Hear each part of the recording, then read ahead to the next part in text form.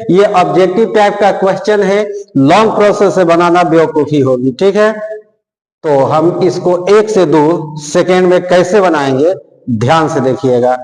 इस सवाल को बनाने के लिए एक पैटर्न आपको याद रखना पड़ेगा। वह पैटर्न क्या है, मैंने पिछले वीडियो में भी बताया था, अभी भी बता देता हूं। देखिए पैटर्न ये है, साइन ए बराबर कॉस बी, ये याद रखना है।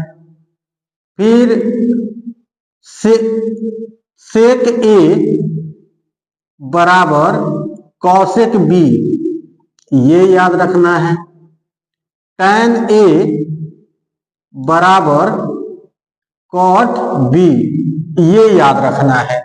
अगर इस पैटर्न को आप याद रख लेते हैं तो 1 से 2 सेकेंड में सवाल देखते ही इसका आंसर दे सकते हैं। ठीक है जी, कैसे?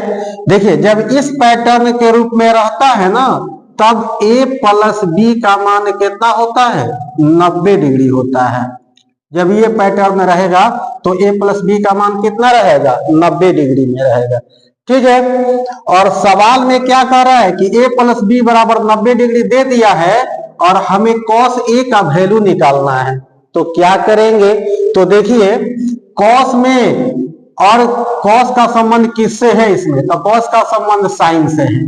तो हम क्या लिख सकते हैं, sin बराबर cos। ठीक है जी, और क्या कह रहा है a, तो cos a इधर लिखेंगे तो sin भी इधर लिखना पड़ेगा कि नहीं लिखना पड़ेगा। देख लीजिए, sin के साथ a है तो cos के साथ b है।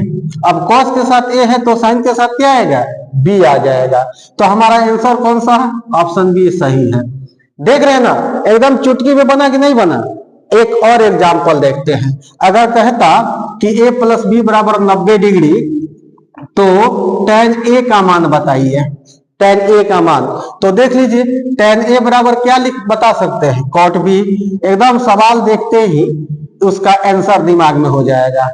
अगर यही पर कहता कि cot a का मान बताइए, तो cot और tan में संबंध है ना जी, cot का संबंध tan से है, cot के साथ a है तो tan के साथ क्या आ जाएगा, b आ जाएगा। कोई दिक्कत? अगर कहता कि सेक बी का मान बताइए, सेक बी का मान, तो देखना पड़ेगा ना जी कि जो पैटर्न बताया गया है उसमें सेक का संबंध किससे है। तो देखिए ना, सेक का संबंध किससे है, कौशिक से है, और सेक के साथ बी है तो कौशिक के साथ क्या आ जाएगा, ए आ जाएगा।